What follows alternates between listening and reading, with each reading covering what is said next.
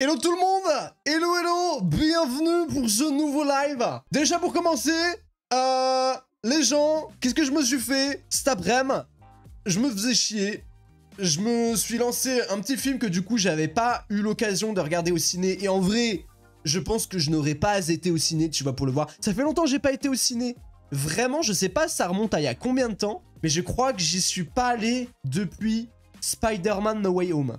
Et Spider-Man No Way Home, ça remonte, hein. C'était pendant l'époque du Covid. Bref, ce qui s'est passé, du coup, c'est que j'ai regardé, parce que j'avais pas eu l'occasion de le théma, les gens. C'est le film Aquaman 2. Alors, film de super-héros du côté de DC, tu vois. Le DC Universe.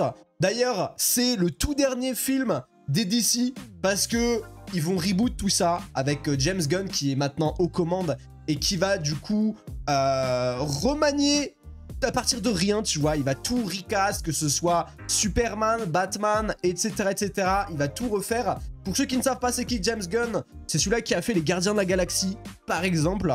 Et il a fait maintes et maintes films, tu vois. Mais c'est surtout les Gardiens de la Galaxie qu'il a fait en film de super-héros et qui a un peu marqué, tu vois, les esprits. Il a fait aussi d'autres trucs, hein, mais c'est vraiment le film qui a tout cassé à l'époque quand c'est sorti, les Gardiens de la Galaxie. Mais donc, qu'est-ce que j'ai pensé d'Aquaman 2, les gens? Déjà, Aquaman 1 était trop bien. J'avais passé un trop bon moment à l'époque quand c'était sorti. Je trouvais que c'était assez rafraîchissant, tu vois. En plus, c'est un petit jeu de mots, parce que du coup, Aquaman, c'est Aqua, ça se passe dans l'eau. C'est le roi de l'Atlantide. Voilà. C'était même pas fait exprès, hein. Mais, du coup, tout ça pour dire que j'avais passé un bon moment sur Aquaman. Et là, le 2 est sorti. Je m'attendais à rien. Et je peux dire que je suis pas si déçu que ça, mais quand même un peu. Parce que comparé à Aquaman, premier du nom, c'est une daube. Aquaman 2, c'est une grosse daube à côté. En plus, c'est... Je sais pas. Ça a pas l'essence du 1.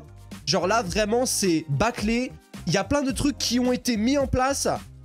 Par exemple, dès le début de Aquaman 2, j'essaye de vraiment pas spoiler pour ceux qui n'ont pas regardé.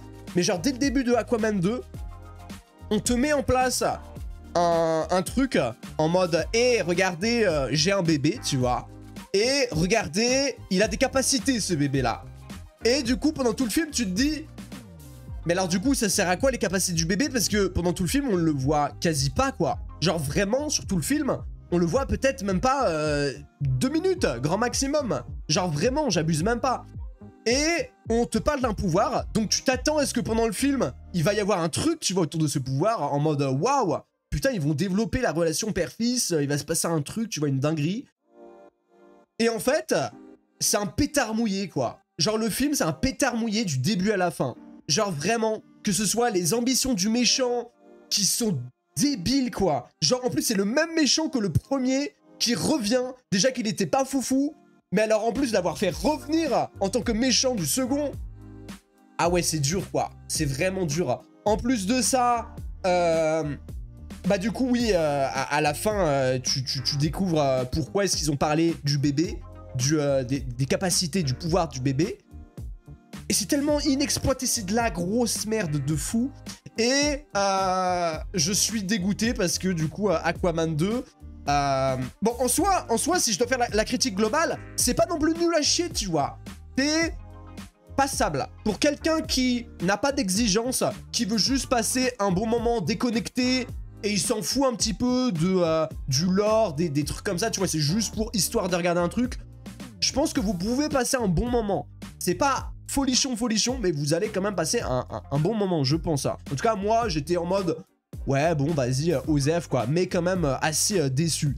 Mais donc voilà, en soi, il y a de l'action, il y a tout ce qu'on peut attendre du film. Les décors, etc., etc. Bon, on voit que du coup, ils ont un petit peu filmé à l'extérieur, mais c'est surtout du gros décor de studio. Mais bon, voilà, bref. De toute façon, je crois que ça avait été filmé pendant la période du Covid, non? Un truc comme ça, là. Et puis, dedans, il y a Amber Heard. C'est du coup, bah, vous connaissez, hein, avec l'histoire qui s'est passée il y a quelques années en arrière, du coup, avec Johnny Depp, le procès, là. Et elle avait perdu, du coup, ce fameux procès.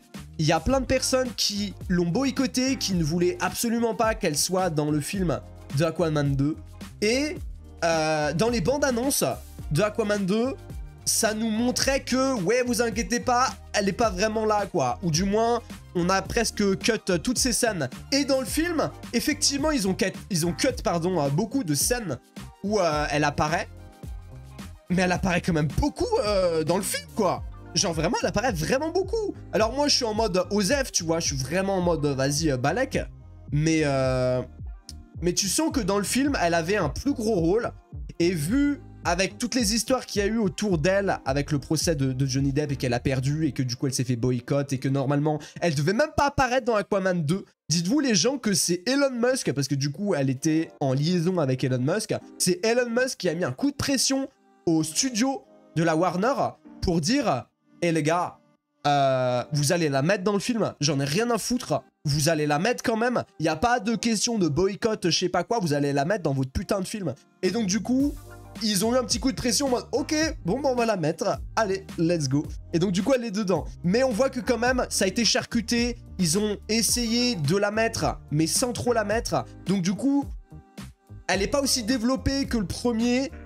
Mais je sais pas, c'est bizarre en fait. Ces apparitions sont très bizarres. Elles tombent comme un cheveu sur la soupe. C'est très particulier. Mais bref, pour conclure, parce que je vais quand même pas passer 1000 ans, tu vois, à faire la petite critique d'Aquaman 2.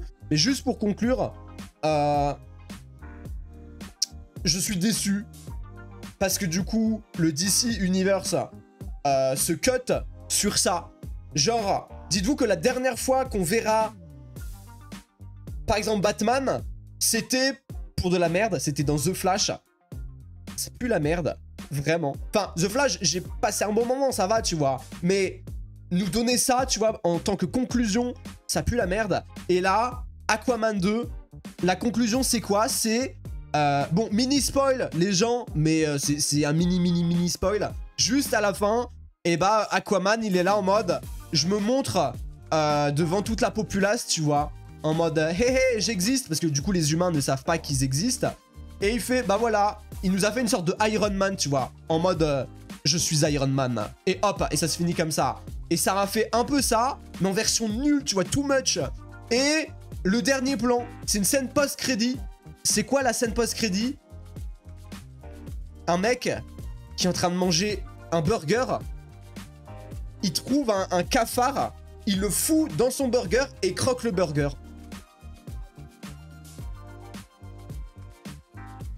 Et ça, c'est la scène post-crédit de Aquaman 2. On reverra plus jamais l'acteur qui joue Aquaman. C'est fini. Et tout le passé de tous les super-héros qu'on a connus, quoi. Superman, Batman, Wonder Woman et Aquaman, Flash et tout le bordel, Cyborg, etc. etc. C'est sur ça qu'on clôt la saga de DC, quoi. Sur un mec qui bouffe un burger avec un cafard dedans. Ok. Ok, bah de toute façon, merci de nous avoir offert tous ces films de merde hein, ces dernières années. Ceux qui surkiffent DC par rapport à Marvel, ah, vous devez être un peu dégoûtés, quoi. Genre, perso, je suis plus team Marvel. Bon, en ce moment, c'est de la grosse merde, tu vois, Marvel. Depuis la fin de la saga Thanos, je trouve que... il y a quasi plus rien. Il y a quelques projets qui s'en sortent comme WandaVision, Loki, et puis peut-être encore 2-3, tu vois. Mais sinon, dans sa globalité, c'est de la grosse merde ce qui sort en ce moment chez Marvel. Donc nous aussi, on mange pas Gucci, mais en tout cas, ceux de DC, je trouve que... ah, vous devez être pas bien, quoi. Franchement, vous devez être pas bien parce que c'est que de la merde. J'espère pour vous que James Gunn relèvera le niveau, tu vois. Enfin, relèvera le niveau et que ça sera beaucoup mieux. Parce que là, franchement, ça puait la merde. Hein. Pendant ces dernières années-là, ça puait vraiment la merde. Même le film de Justice League, il était bien, mais nul à chier. Pourquoi? Parce que la première version, elle a été cut. Et donc, du coup, il y a eu la vraie version qui est sortie, tu vois. Sauf que les studios étaient là en mode bah non, on annule en fait. Ok, c'est un gros carton, les gens demandent une suite, mais non, on annule tout. Ils ont été harcelés sur les réseaux et les studios ont préféré dire c'est ciao mon poteau, on arrête le DC Universe. Mais bande de gros malades quoi. Genre, il y avait enfin le succès escompté et non, ils préfèrent abandonner. C'est dommage. Mais en soi, ouais, que de la merde quoi. Franchement, que de la merde. Et force à toutes les personnes qui sont de la team DC quoi. Donc voilà, c'était la petite critique du coup de Aquaman 2. C'est ce que je voulais parler en début de live. Et c'est chose faite.